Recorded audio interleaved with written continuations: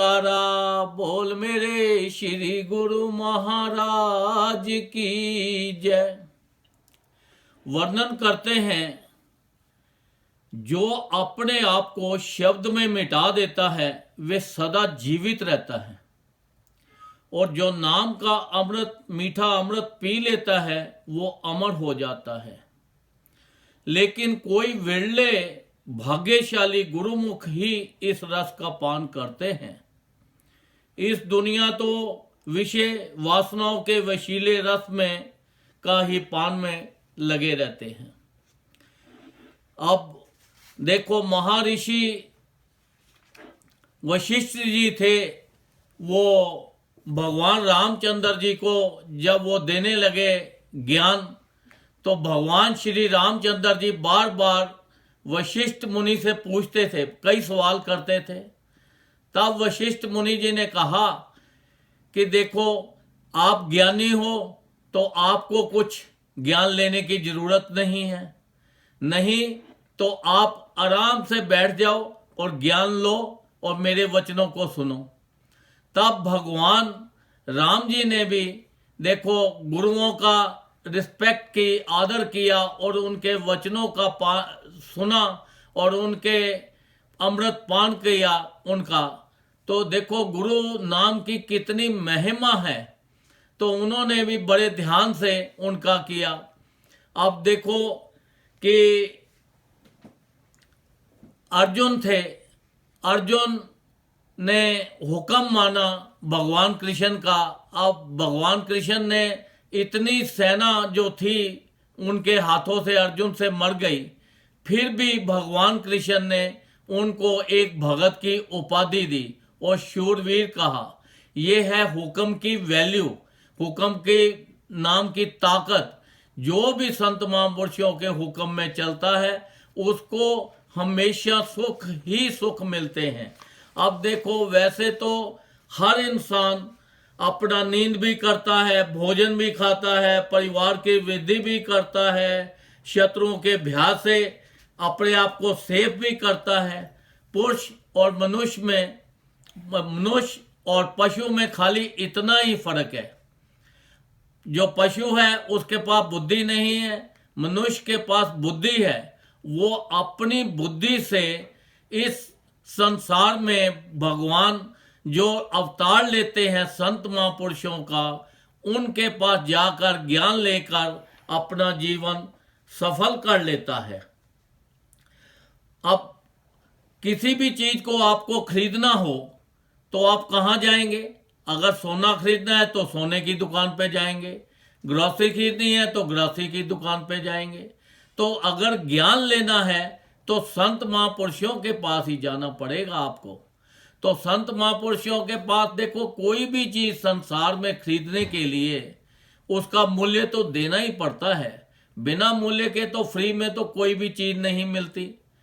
तो इसलिए संत महापुरुषों के पास भी जाकर आपको सेवा करनी पड़ती है, तन से, मन से, धन से, हर तरह उनकी सेवा करनी पड़ती है। तब वहां से नाम की दीक्षा मिलती है, तब हमारा जीवन जो है सफल हो जाता है। अब देखो, राजा जनक थे।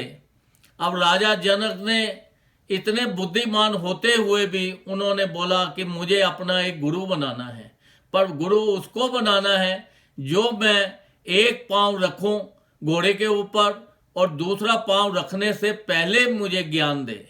वहां बड़े बड़े ऋषि मुनि बहुत आए ज्ञानी, पर किसी के बस का नहीं रहा।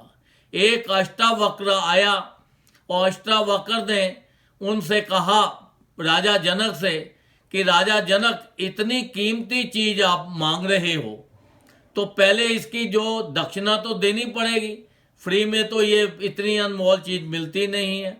अगर कोई हल्की सी भी चीज खरीदो तो उसका भी मूल्य देना पड़ता है। आप तो एक अनमोल चीज खरीद रहे हो जिसका कोई दाम ही नहीं है। पहले आप बताओ, आपके पास तन है, मन है और धन है, इन तीनों चीजों में से एक चीज दे दो कोई भी। अब वो सोच में पड़ गए कि अगर तन दे दिया तो फिर वाइफ कहाँ जाएगी, परिवार कहाँ जाएगा। मन दे दिया तो फिर मैं काम कैसे करूँगा। धन दे दिया तो फिर तो बिल्कुल ही जीरो हो गए। अब उसने बोला, राजा जनक ने कहा कि अच्छा 2 मिनट दो। वो अपनी औरत के पास गया और जाके उनसे पूछा कि भाई, वो कहते हैं पहले हमें दक्षिणा दो, फिर हम आपको ज्ञान देंगे। तो राजा जनक ने अपनी वाइफ के साथ सलाह की। उन्होंने कहा, जी देखो, तन दे दिया तब भी मुश्किल है, मन ये जो है ये एक खाली है, और धन दे दिया तब भी प्रॉब्लम है, मन ही दे दो उसको। उन्होंने बोला ठीक है।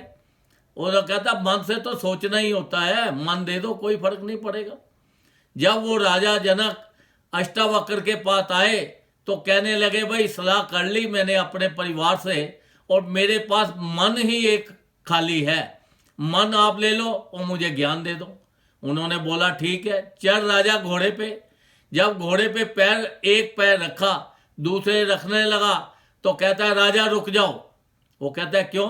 कहता है, मेरा मन नहीं करता कि दूसरा पांव रखने को, मन अब आपका थोड़ा है, मन तो मेरा है।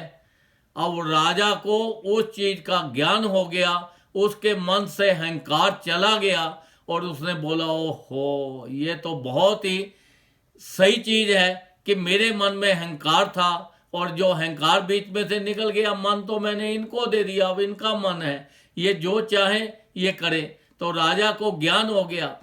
तो इसलिए कोई भी गुणमुख या संसारी जीव जब तक संत महापुरुषों की शरण में नहीं जाता, उनसे ज्ञान नहीं लेता, उनके हुक्म में नहीं चलता, तब तक उसका कल्याण नहीं होता। क्योंकि ये जो नाम है, ये नाम ही एक ऐसी चीज है जो हमारी सुरत और शब्द, ये दोनों को मिला देते हैं। नाम एक शब्द है, सुरत जो है वो हमारे अंदर चल रही है।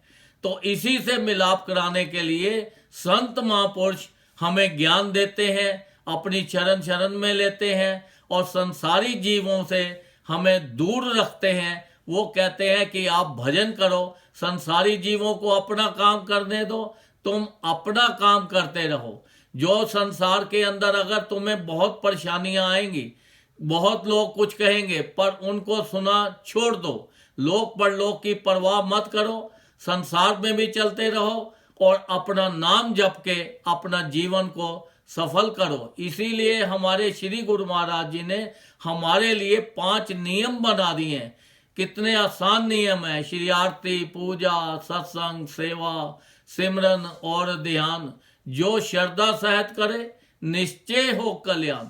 इतने आसान तरीके उन्होंने बना दिए हमारे लिए। जगह जगह पे सत्संग आश्रम बना दिए। वो कहते हैं सत्संग आश्रम में जाओ, जाके सेवा करो, सत्संग सुनो, अच्छे लोगों से मिलो, ताकि आपका लोक और आपका परलोक दोनों सुखी हो जाए, ताकि आपके जीवन के अंदर सारी खुशियां मिले। जब आप ज्यादा नाम जपते हो तो भगवान की जितनी भी शक्तियां हैं, जितनी भी रिद्धियां सिद्धियां हैं, वो सारी की सारी आपके पास आगे पीछे आपकी घूमती हैं, आपके सारे काम कर देते हैं। जितना आप सेवा करते हो, आप अपने शरीर के जिस अंग से सेवा करते हो, वो अंग आपका कभी खराब नहीं हो सकता, उसमें तकलीफ नहीं हो सकती। सेवा संत महापुरुष इसीलिए करवाते हैं ताकि आपका शरीर तंदुरुस्त रहे। अगर शरीर तंदुरुस्त रहेगा तो आप भजन कर सकोगे। अगर शरीर बीमार हो गया तो आप भजन नहीं कर सकते। तो इसलिए ज़्यादा से ज़्यादा कोशिश करो, जहाँ पे भी सत्संग आश्रम में जाओ, जहाँ पे भी हो सके सबकी सेवा करो, सबके लिए अच्छा सोचो, और नाम जपते हुए अपना लोक और परलोक दोनों को सुखी करो। बोलो जयकारा, बोल मेरे श्री गुरु महाराज की जय।